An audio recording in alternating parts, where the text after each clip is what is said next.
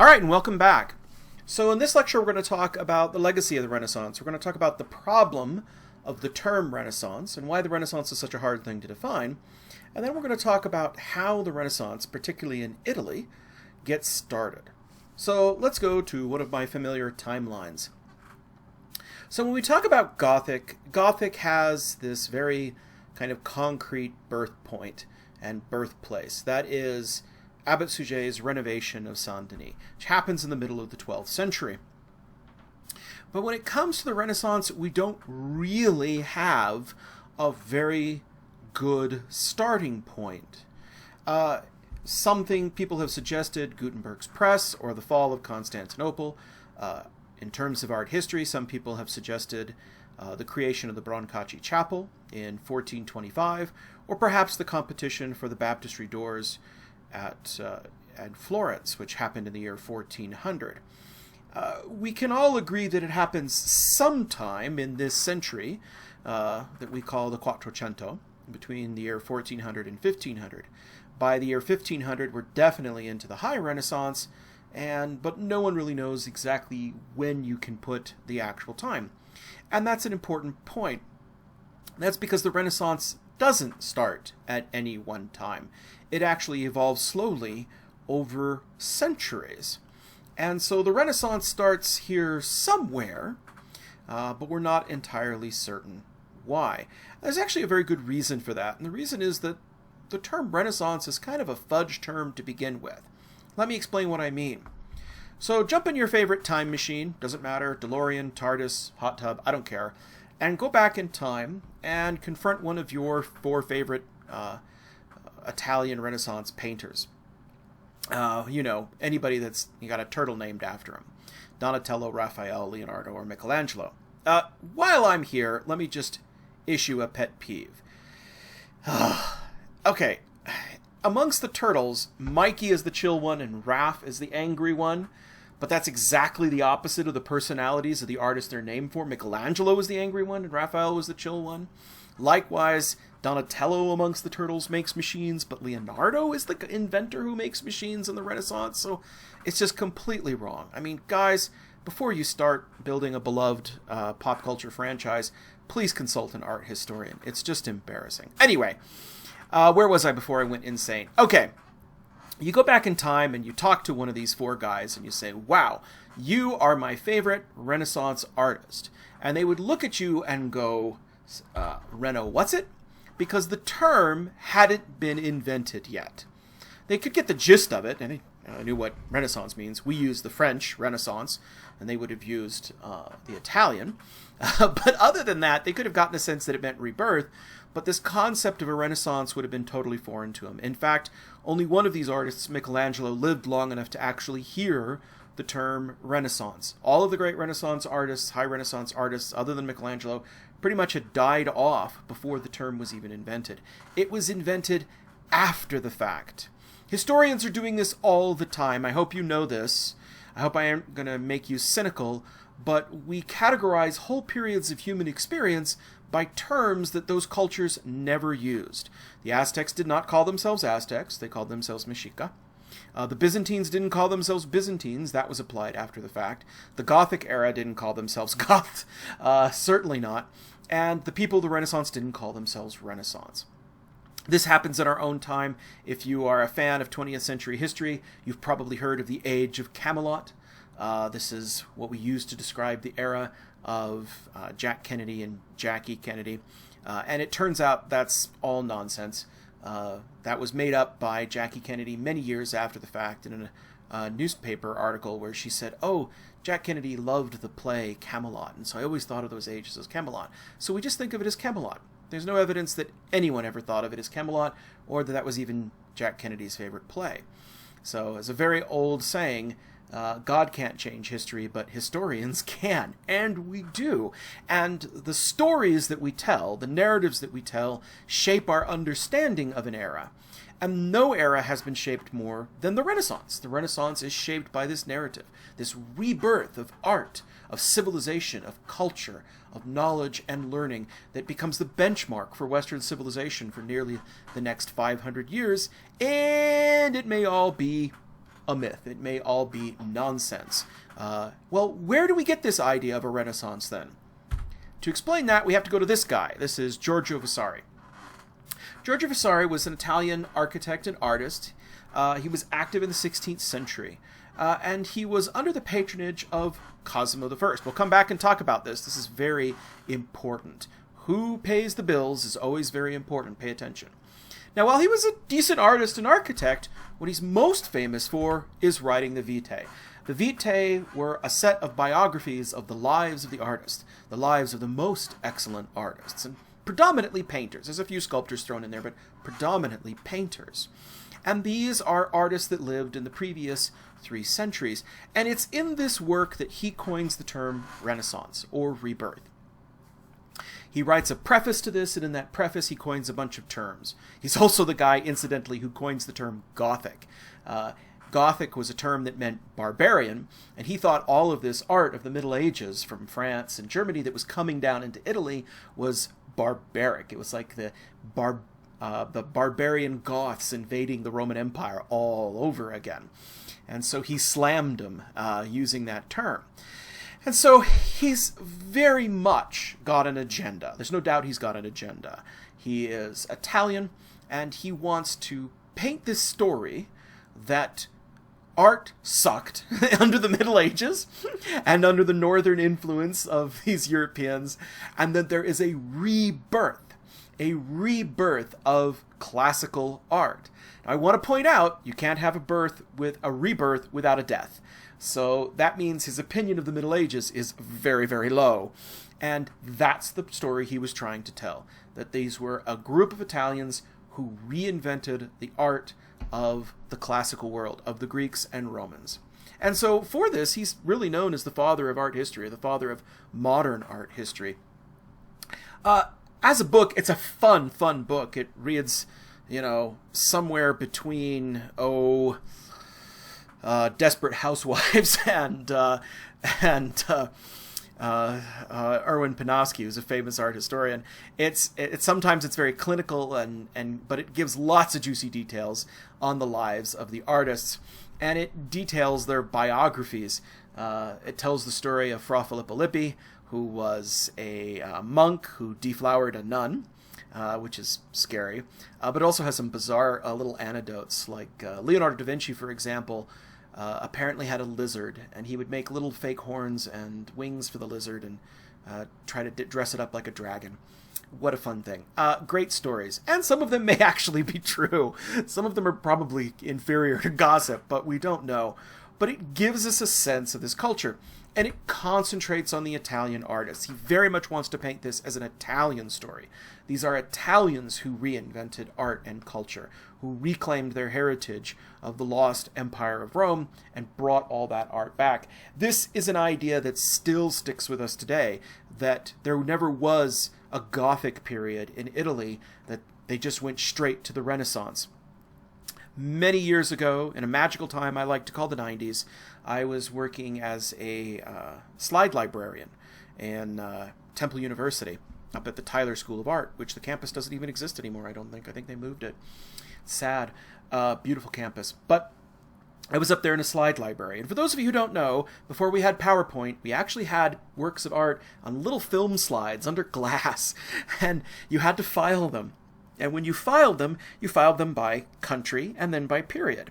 And if you look to France or Germany, they had a Romanesque section, a Gothic section, a Renaissance section, and so on. But if you got to Italy, it had a Romanesque section, skipped the Gothic, and went right to a Proto-Renaissance section, which is a BS term, and then to Renaissance. So even then, in the 1990s, they didn't want to admit that Italy had a medieval Gothic phase. No, they wanted to say, no, it's just Proto-Renaissance. It's really kind of hilarious. So he wanted to paint this, is very nationalistic in his view, and paint this as an Italian creation. But he also focuses on the patronage of the Medici family. Let me talk about this. Remember, I talked about Cosimo I? Well, this is him, in a very, very snazzy suit of armor. Fantastic. Anyhow, this is by Bronzino, beautiful painter. I love the long fingers of Bronzino. He always gives his portrait figures these very long and elegant fingers. Well, the story of the Medici is the story of Florence. The Medicis were a very powerful family that controlled Florence in the Quattrocento. But towards the end of the 15th century, they are deposed and sent into exile. And for a short time there, Florence is actually run by this mad monk, Savonarola, who wants to destroy and burn all the art because he considers it pagan. But after that, the Medicis have a restoration. And they find this distant relation to Lorenzo Medici, and they make him the Duke of Tuscany. And so he comes to power. So this is the patron of Vasari. So the guy is writing the book, but this guy is paying the bills. So, and this guy is a descendant, kind of a remote descendant, of this guy. He's also married to the great niece of this guy. Lorenzo had lots of children, legitimately and illegitimately.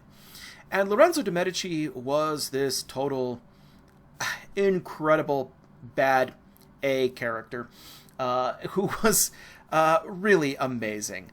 He lived during the 15th century, and he lived during the height of Florence. And it was the Medici family that patronized most of the artists in Florence. Or at least, that's the picture that Vasari gives.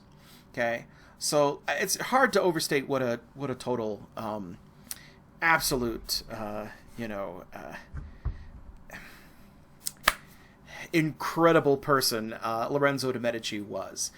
It was under his tutelage that Florence rises to become the most powerful city-state in the region, and he also patronizes all of this art. Let me just put it this way. If Lorenzo de' Medici had an assassination against his life where they killed his brother while they were kneeling down to say Mass at an altar, and he actually took the knife away from his own attacker and killed his own attacker. It's pretty amazing.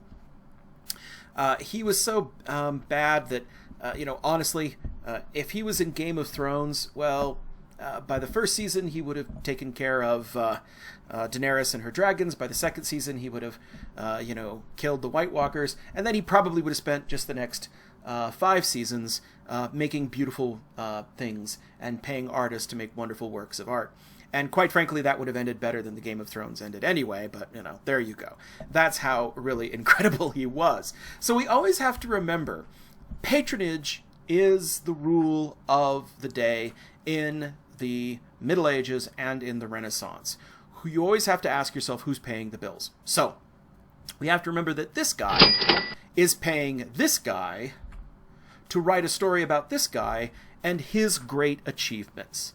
And so there is this heavy Medici focus to Vasari's writings. It's not just the story of an Italian rebirth, but it's a story of the Medicis and the contributions that they made.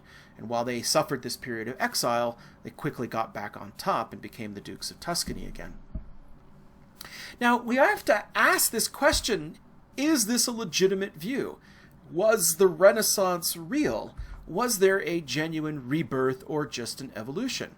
Now, if you took my 2710 course, you know that I was a medievalist by training, and so I have something of an anti-Renaissance bias, I'll just admit it, that the Renaissance is kind of a contrivance. Compare these two famous works of art. This is on the right, Michelangelo's Pietà, but you can see that it's firmly rooted in this tradition of sculpture that comes from the Middle Ages. This is borrowed from a series of traditional sculptures that are developed. And also, look at that Vesper build on the left. Notice how naturalistic it is. There's strong differences between these two. We'll come back and talk about this when we talk about Michelangelo. But it would be very hard to say that artists in the Middle Ages didn't know how to make art, that they weren't accomplished artists. In fact, well before this in the 13th century, you have artists such as Nicholas Pisano looking to Roman sarcophagi and creating this beautiful pulpit for the baptistry in Pisa. And you can see that he's even bringing back contrapposto. This guy is a little bit hobbitish in his proportions, but he's very definitely classical, a classical nude here to represent Daniel in the Lion's Den, but he actually seems to kind of evoke figures of Hercules with his strong contrapposto weight shift, strong anatomy. Head's a bit large, but really very accomplished art. So we can see that for centuries, artists were moving in the direction of classicism and naturalism, and this is true in the North as well. So is this really an Italian story? Is this the story of the revitalization of classicism. So let's talk about this rebirth of classicism. What does this mean? Well, there is something unique about the Italian Renaissance.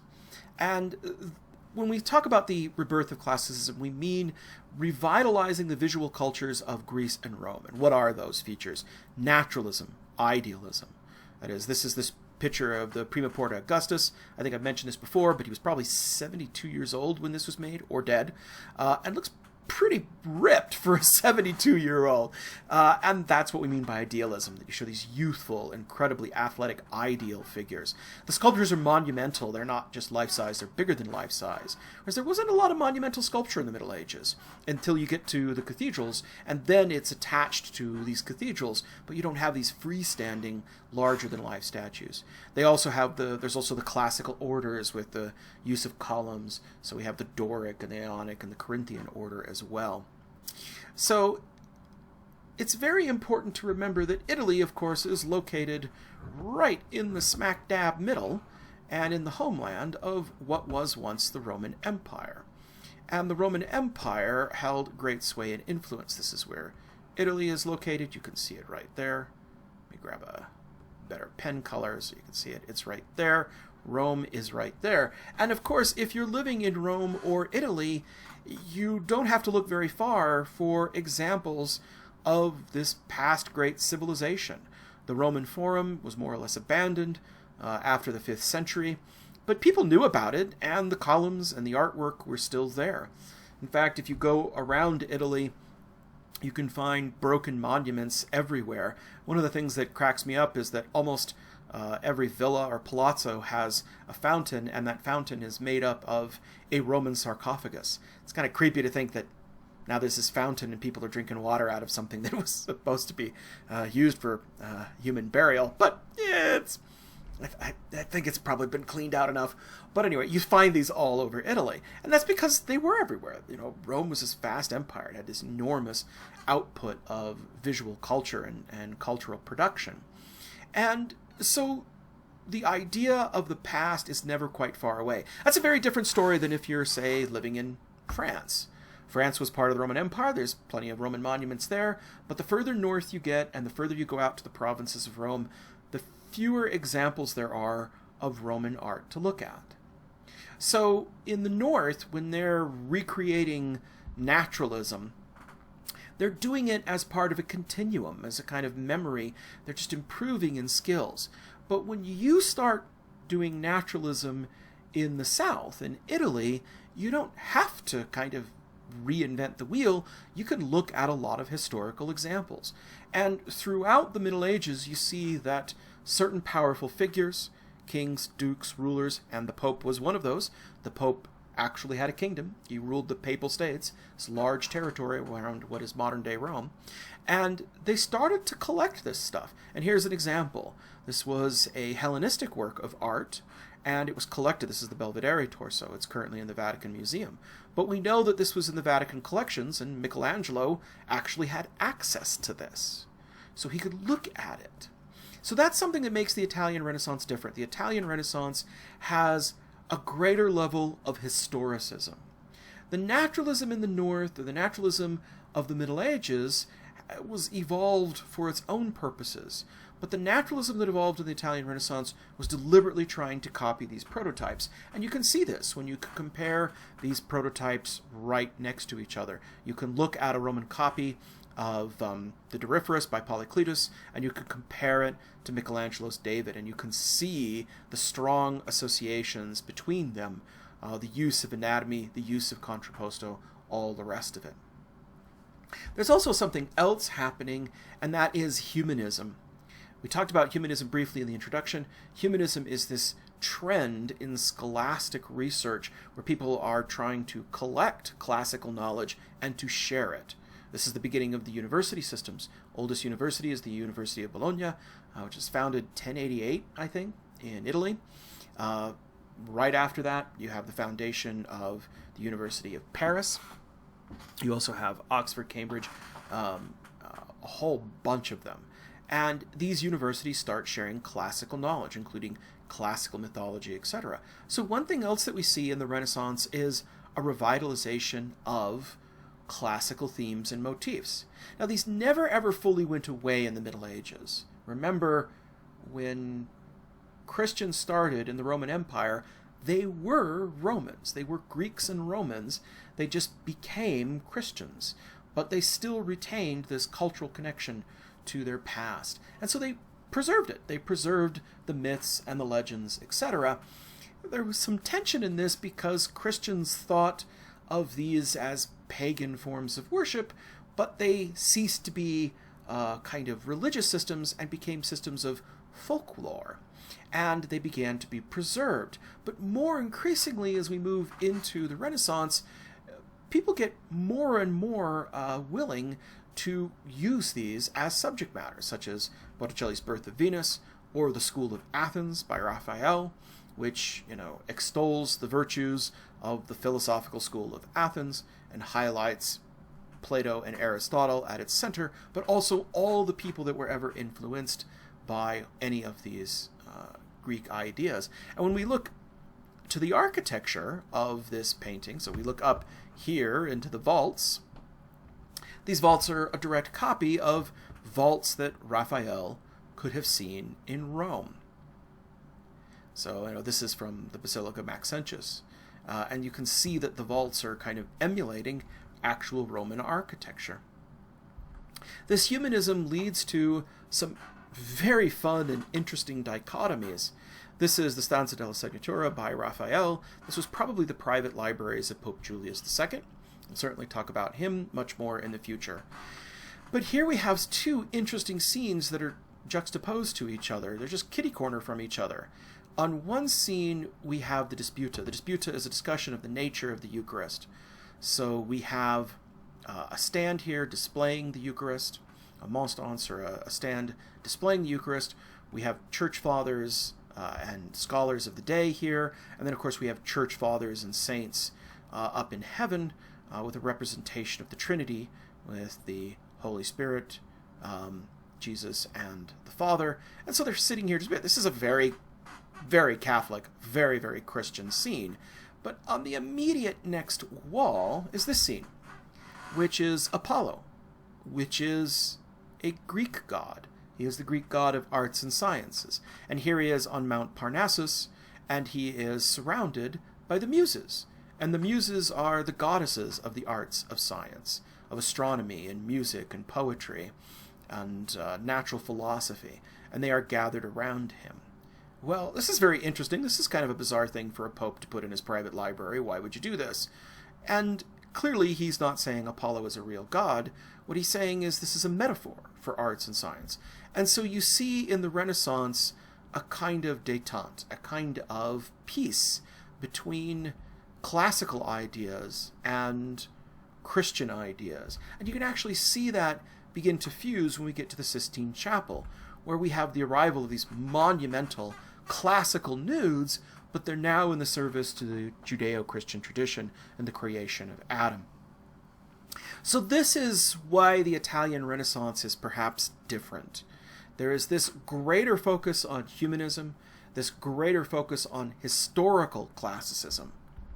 When we talk about the Renaissance in the North, it's going to be very, very different. But at least in the Italian Renaissance, there is this desire to recreate the classical tradition, with a particular emphasis on historical classicism, the examples that we can see around us that we're digging out of the ground in these monuments.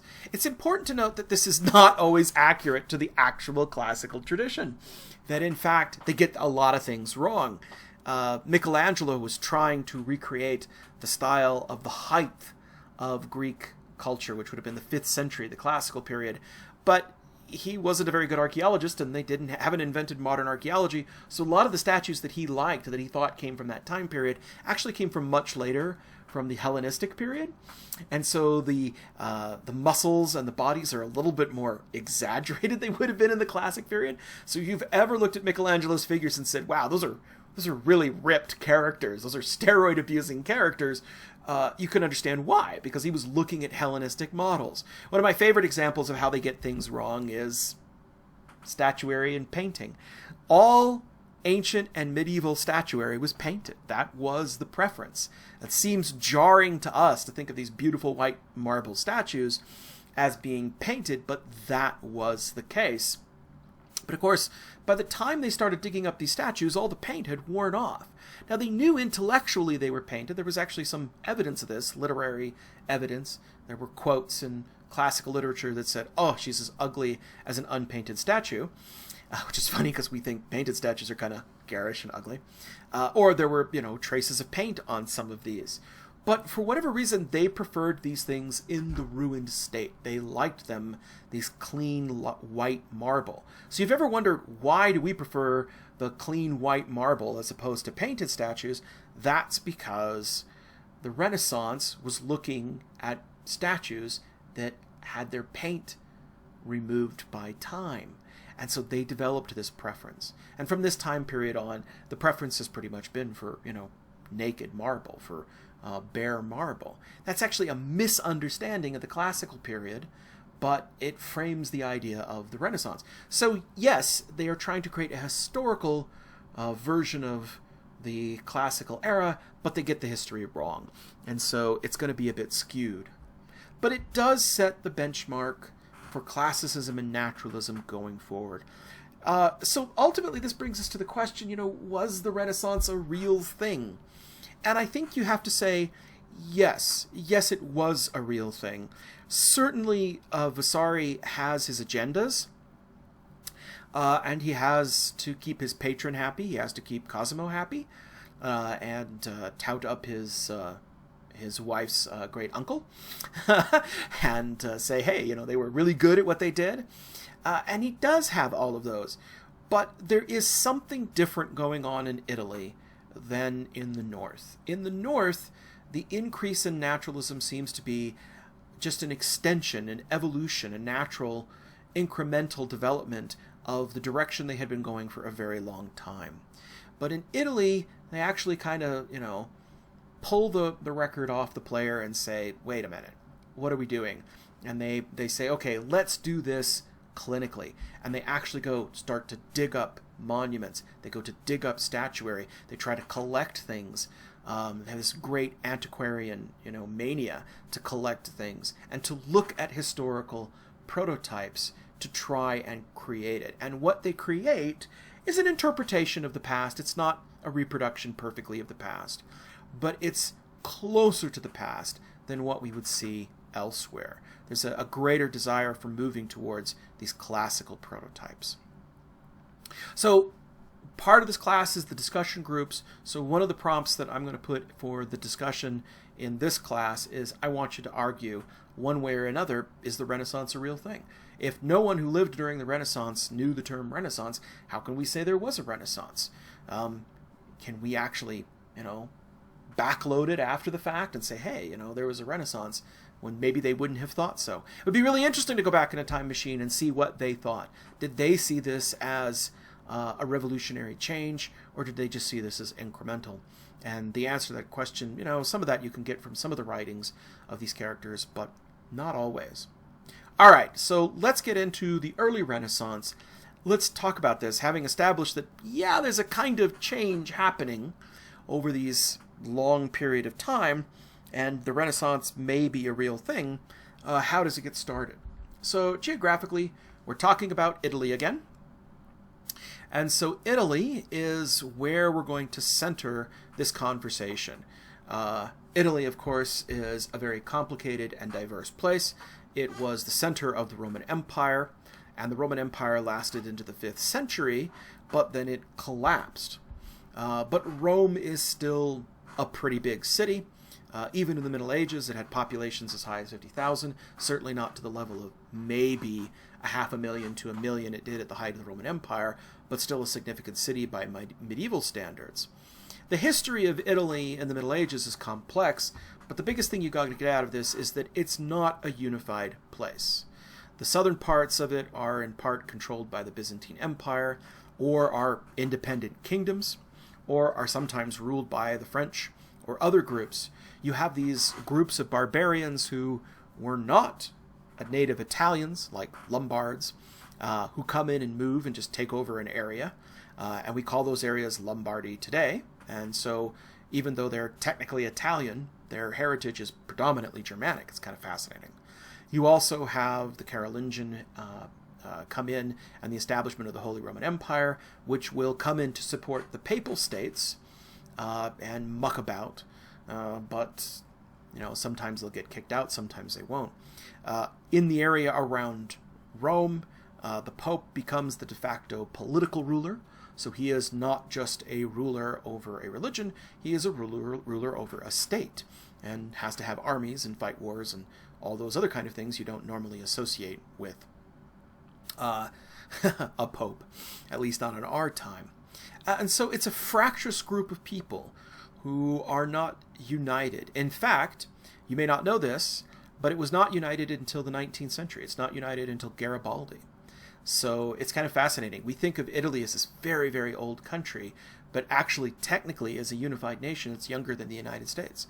It was a bunch of separate countries until Garibaldi came in and unified the country. So now that it is a unified country. But that's only been since, I want to say 1878, but don't quote me on that. That might be wrong.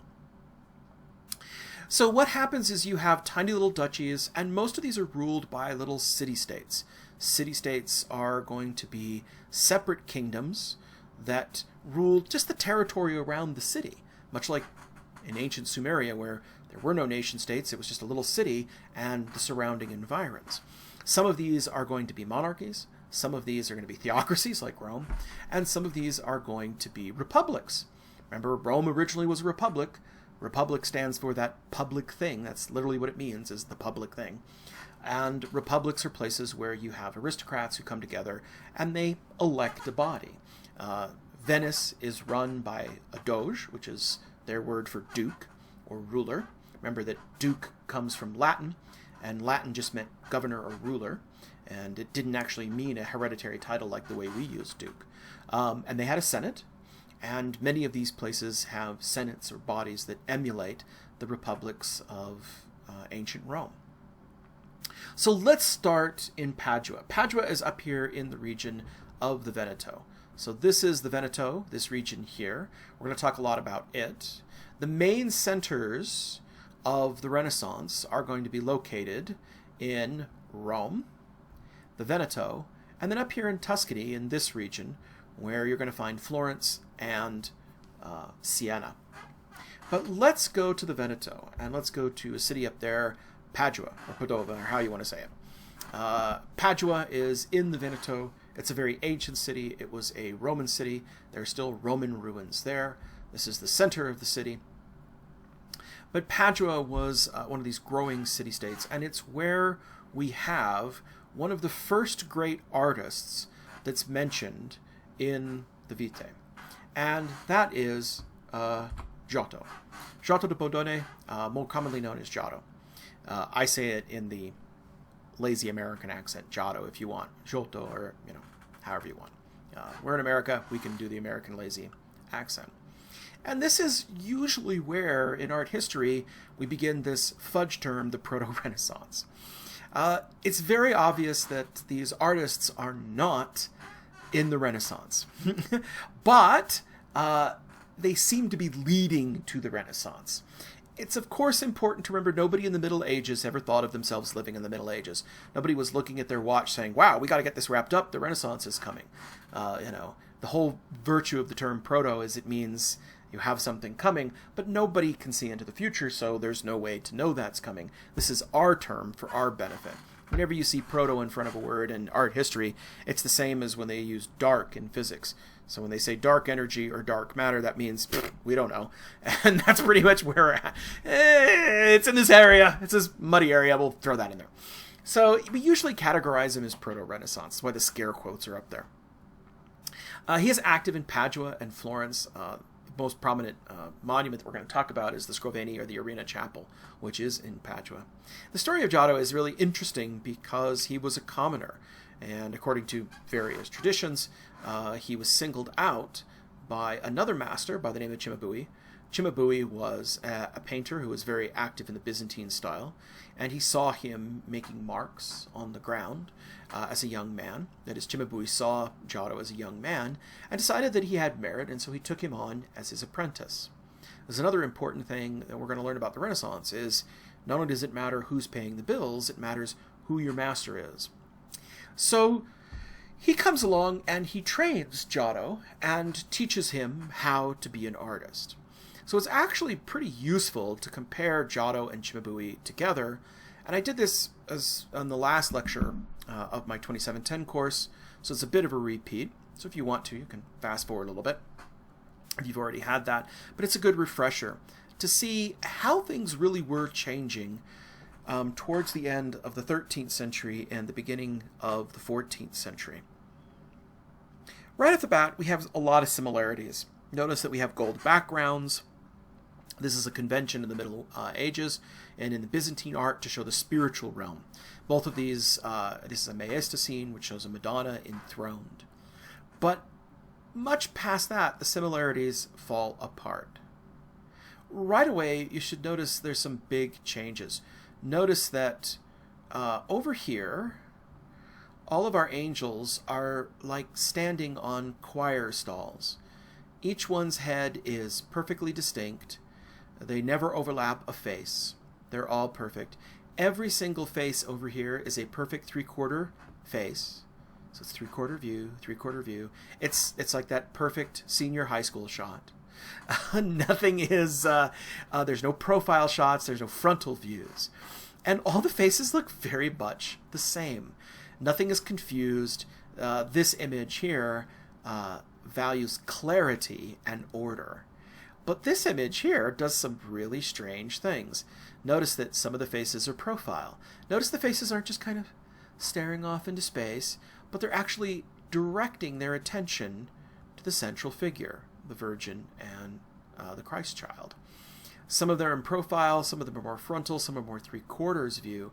I think the most astonishing thing going on here is that some of these, actually, their halos overlap the faces of the people in back. Don't you hate that when that happens? You go to get a group photo and somebody's halo comes in front of your face. Jeez. I hear it happens at BYU all the time. Anyway, this is a really weird thing to do. Remember, this isn't a snapshot. This isn't like somebody said cheese and your halo happened to get caught in the shot. No, this is a painting. You made this happen. Seems like you would go to all this effort to make a face just to cut it off. It seems bizarre. But it actually works. It means that Giotto is looking at things and realizing things don't line up perfectly like they do over in the Cimabue. Faces do get blocked. It gives a sense of realism. This overlapping actually gives a sense of depth. When we look at the drapery of the figures, we notice that there's also a strong difference. Notice that the drapery over here is all lined in gold. This is a Byzantine technique called chrysography. They loved lining things in gold. But it tends to make the figure look very flat. It has all this drapery between the knees, but it looks like if she wasn't holding firmly onto the Christ child, he would just slip right off her lap. Meanwhile, notice we don't have all of that, detail over here in the Giotto, but we have a high degree of modeling. Those knees really stick out, and there's no sense of fear that he's going to slip off her lap. He's solidly there. You can see this also when we look at details of the faces.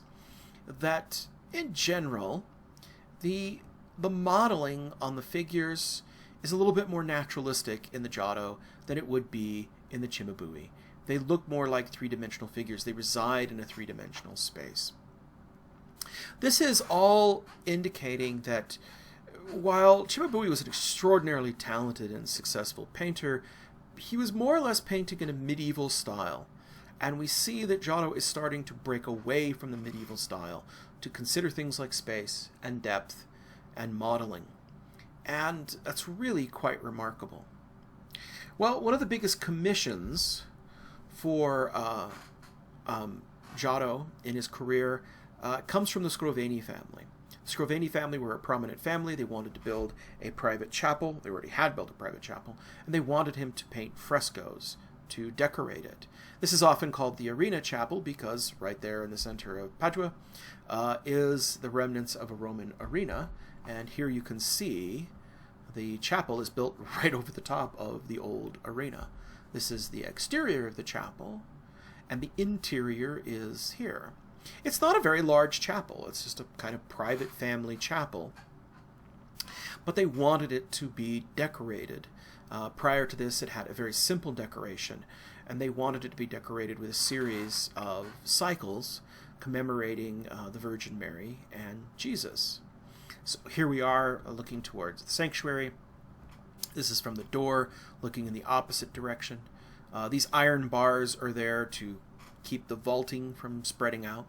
So it's a kind of a way of giving it and strengthening it, but in a nice way. And yes, they are original to the church. You'll notice that when you look at this, you'll have a series of panels, and these panels are separated by ornate decorative zones, and then we have deep blue fields everywhere. So the top of it is painted in this deep blue with gold stars. So at the very bottom we have what's called a dado frieze, and all of this, I mean, if you look at it, it looks like marble, but it's not marble. It's actually faux painting. It's actually paint. It's just paint and fresco. This deep blue is not meant to indicate the sky. It's rather meant to indicate this spiritual dimension. This blue is meant to kind of emulate lapis lazuli. Lapis lazuli is this beautiful blue gemstone, and it makes this beautiful blue pigment. It's really amazing that this semi-precious gemstone is imported from Afghanistan and ground down just to make paint. That's a very expensive material. And so it takes on the same role as gold would in an icon, as the indication of this spiritual dimension. As we look at it and we look at these panels, you can see that the colors are exceptionally rich. You have these deep blues, these deep purples. These are colors, again, associated with wealth, with richness. And here I'm gonna take a kind of interesting sidestep.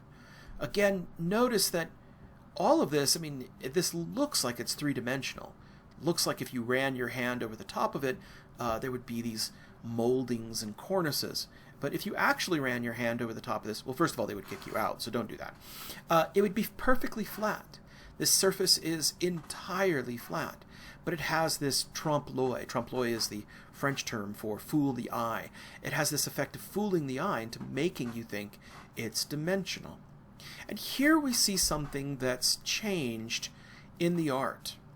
If you look at the Middle Ages, and we don't have the names of a lot of artists in the Middle Ages, that's because the artist was not important. What was important was the actual art itself. It was the patron, it was the donor, or the symbolism and the iconography of the painting itself. But since we know Giotto's name, you can probably guess, okay, well, why do we know his name? How did his name get elevated to such a degree that we actually know who he was? And that's because Giotto was particularly skilled at painting this trompe-l'oeil effect, this fictive kind of painting. Marble is extraordinarily expensive, people, even in the Middle Ages, and it's very, very expensive. But if you could fake marble, if you could make it look good, that was nearly as good.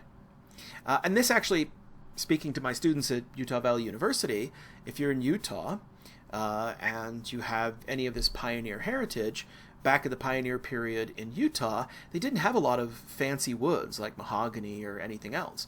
They mostly had oak and pine. But one of the things they used to do, they aspired to, bourgeois middle class, status. And so they would faux paint the wood to either look like marble or to look like mahogany or to look like a richer wood. And so, if you don't have access to high-end materials, you fake it. And this is the same thing going on here.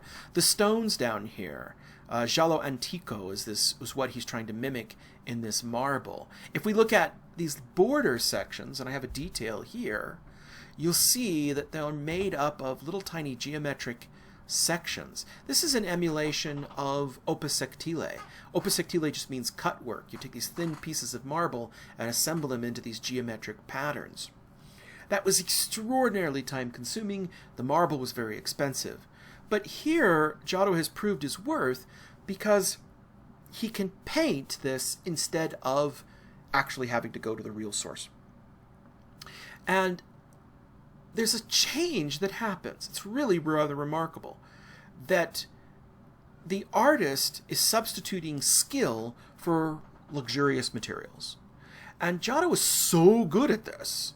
He was so good at mimicking these very rare stones, giallo antico, serpentine, porphyry. These beautiful purple colors are meant to represent porphyry, this purple stone that came from Egypt. He was so good at this that people said, wow. And this, they said, okay, we'll take him. Now, this is a win-win for everybody involved. I always like to get into the economics of this because people underestimate the economics of this. If you're an artist that can give your client something that looks like rich materials, but you can do it with cheap paint, you save them money, but you give them a chapel that's really nice and snazzy. So they win because they save money, and you win because you get elevated in status. And so you see a shift happen in preferences. Preferences in the Middle Ages was for the high-end materials. And of course, using high-end materials, you want to get the best craftsmanship. But artists were just seen as craftsmen. They were there to do a job. They never signed their works of art. Nobody cared.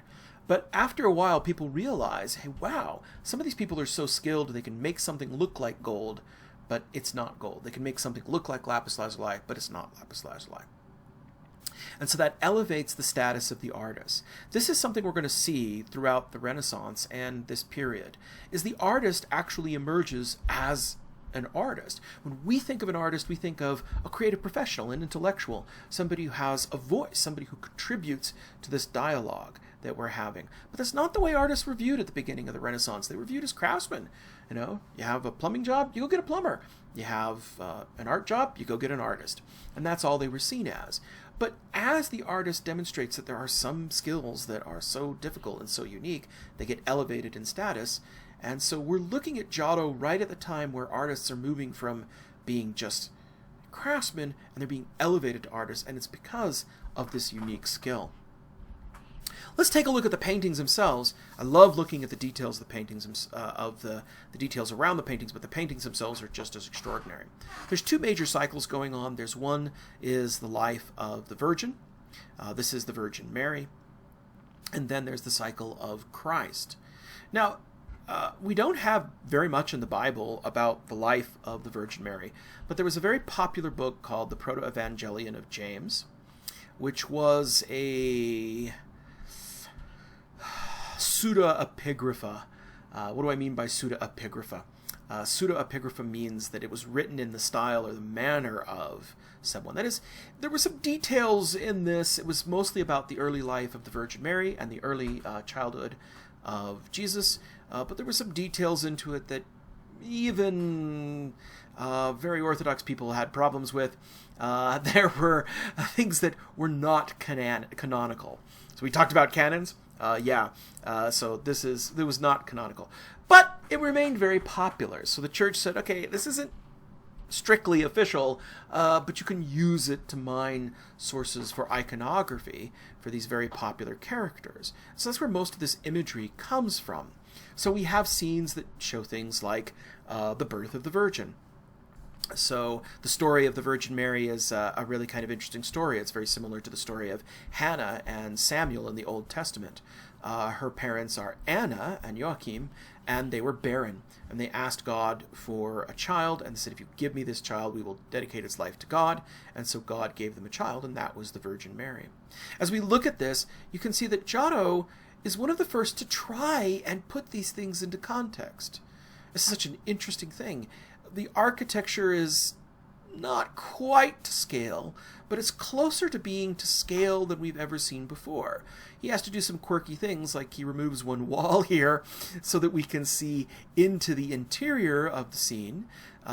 This is Anna, this is the Virgin Mary's mother, and this is the Virgin Mary after just being born, looking very much like the Christ child. And then here she is in her first bath. So this is kind of a continuous narrative, so that's why the Virgin Mary pops up twice.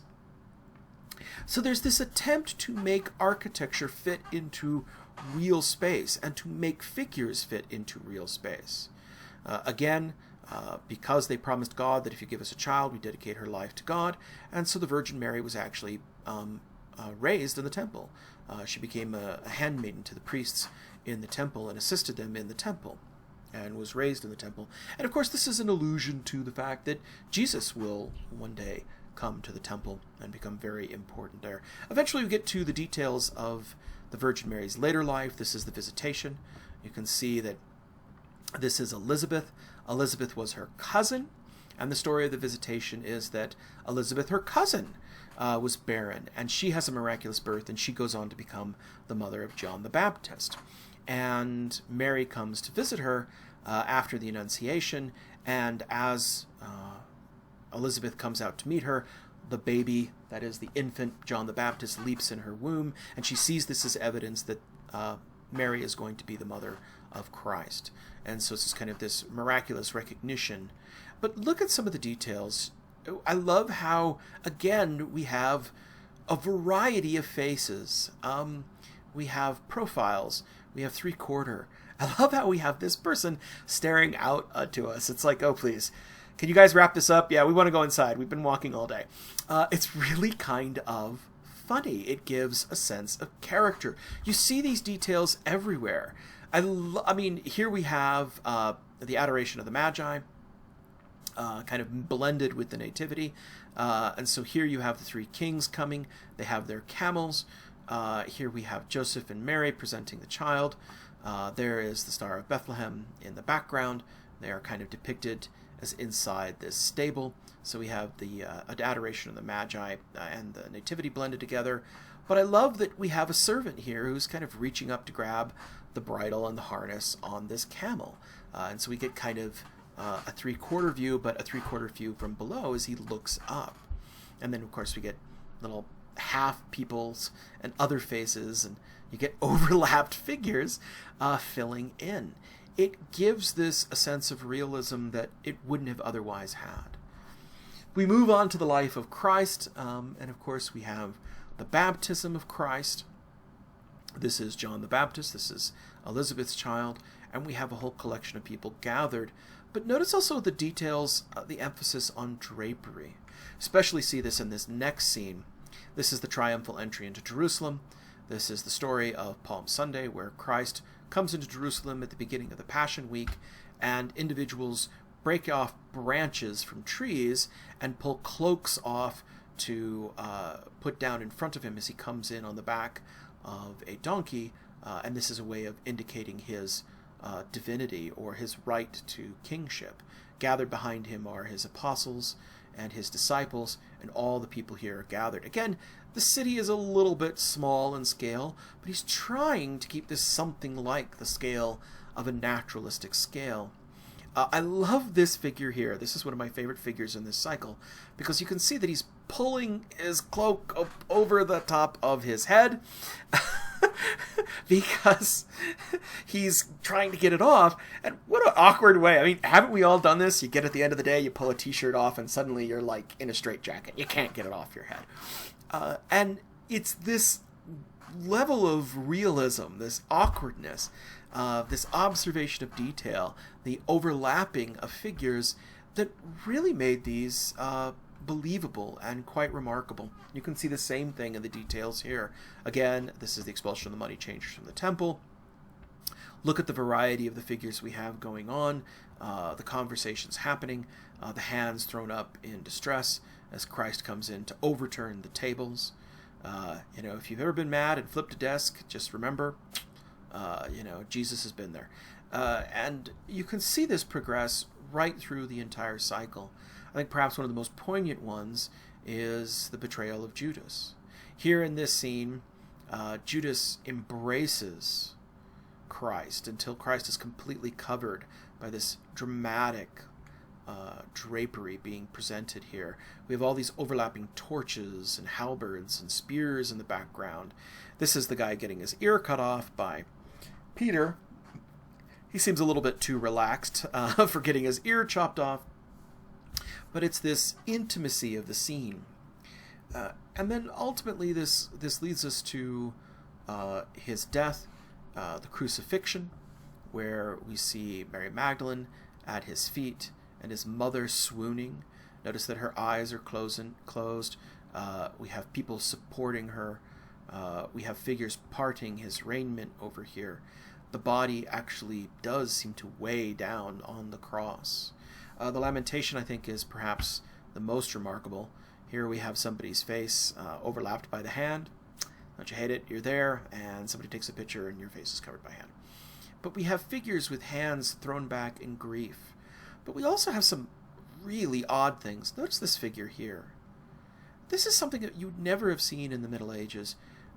You never would have seen the body, or very rarely would you have seen the body of Christ obscured by someone else. You know, the point of the lamentation is the body of Christ is there to be presented. This is a point for you to work out your grief. But putting this figure in front, and in fact, we don't know who this figure is, and who knew if even Giotto knew. It's completely hooded. It becomes like a mourning figure. But that makes you part of the crowd.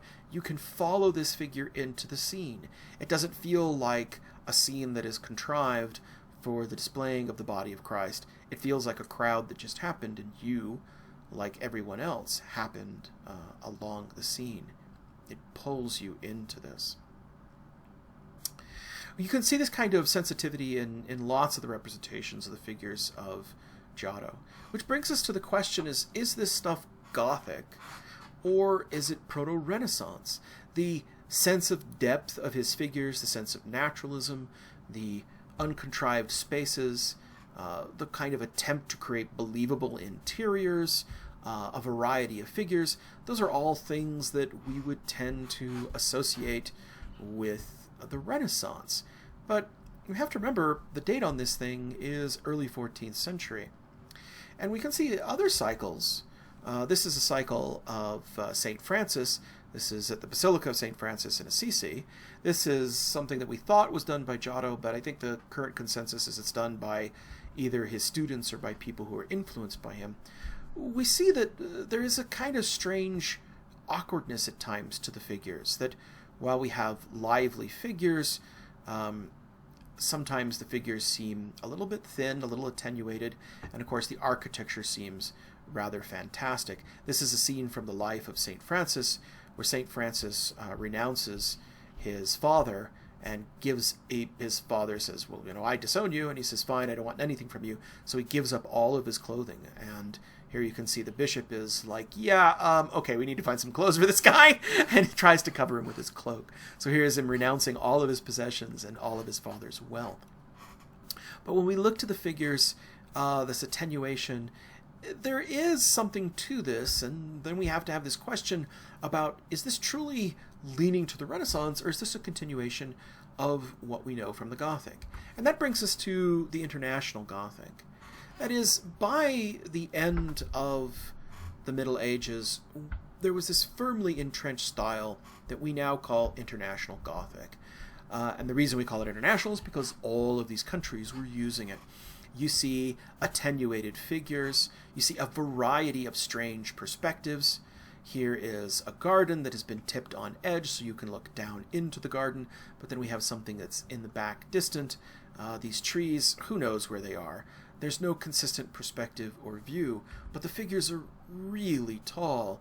They have these small heads and these long bodies and long hands. They end up being very elegant. There's a fairy tale quality to this. I mean, this guy in the background is either a giant, ancestor of Hagrid, or they just don't care. They just don't care. The town in the background is small, but not small enough, and it works strange. I love how you have, again, this room has the wall just removed. This is supposed to represent people inside. They have come inside to warm themselves. because this is a book of hours, and being a book of hours, this indicates all the labors of the month. And so this is the month of February, where you're supposed to chop wood and stay warm indoors. I love how this woman is warming herself, and she looks to this wall as if like, who took my wall? But of course, we're supposed to interpret that the wall is really there. He's just given us a kind of glass house view into it. You can see the same thing here. In March, as they begin to plow the fields, sometimes we can look right down into the fields. Sometimes they're on edge. There is this kind of mix of perspectives, mix of views. Sometimes we're looking down into the water. Sometimes the house is on a hill. Sometimes it's believable, sometimes it's not.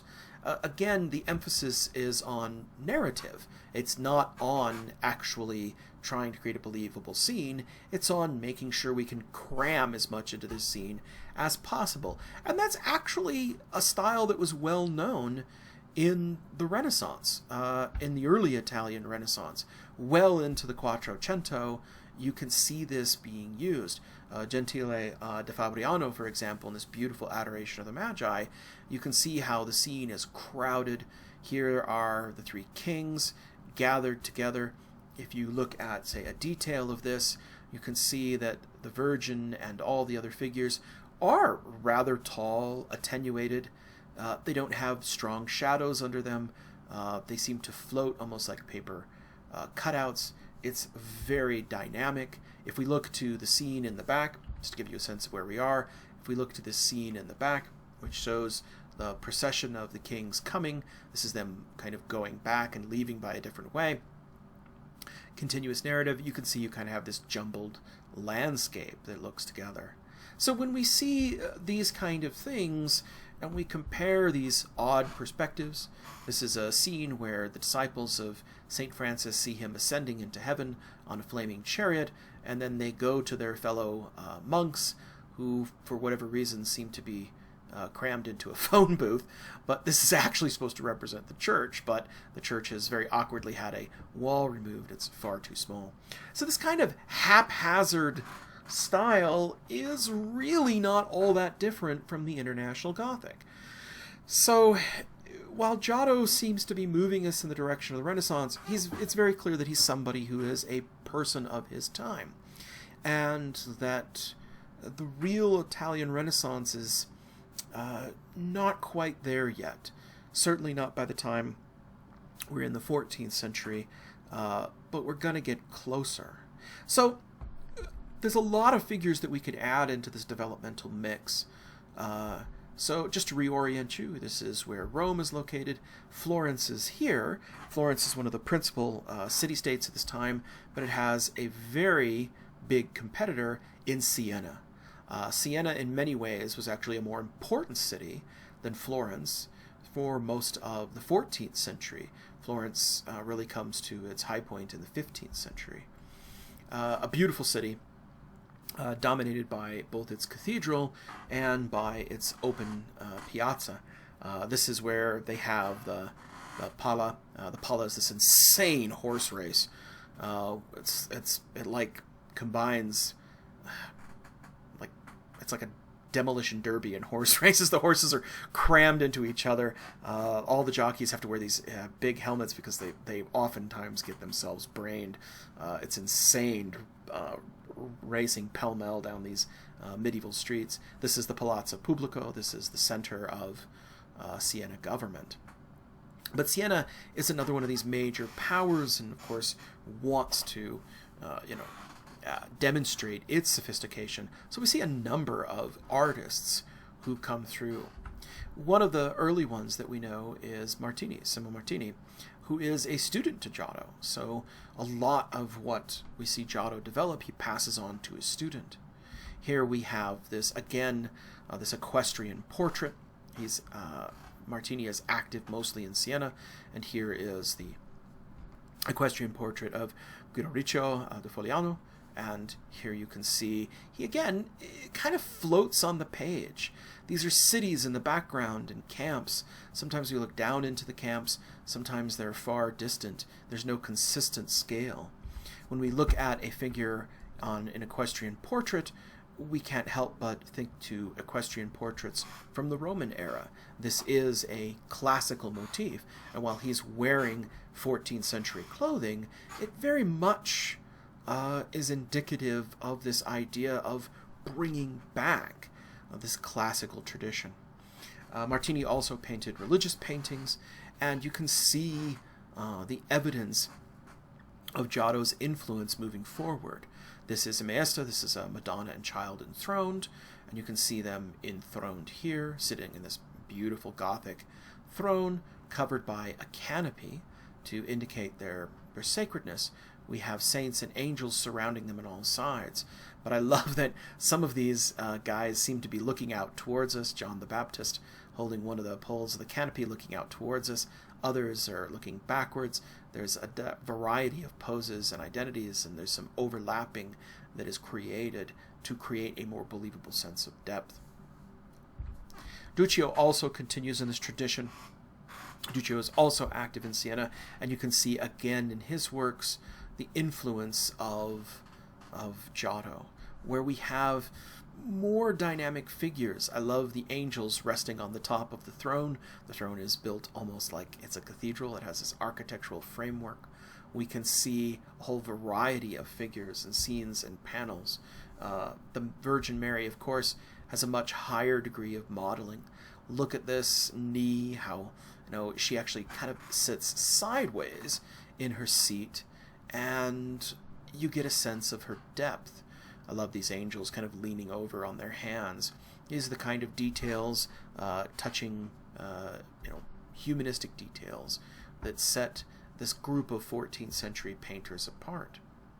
There's also something else that's coming in this sense of time, which is humanism. We've talked about humanism before, but humanism is this development out of medieval scholasticism. Medieval scholasticism is this emphasis to reclaim the classical traditions and to teach them, to teach classical rhetoric, to teach classical philosophy. And then it develops into humanism. Humanism, of course, is this philosophy that's an emphasis on human reason and free will, and of course believes in this idea of linear progress, and this leads to advances in science. For example, in art, if you believe that the world is best understood by human observation and human reason, this is going to lead you to naturalism, because of course naturalism is what you can see, it's what you can observe, and this is also going to lead to this revival of these classical traditions.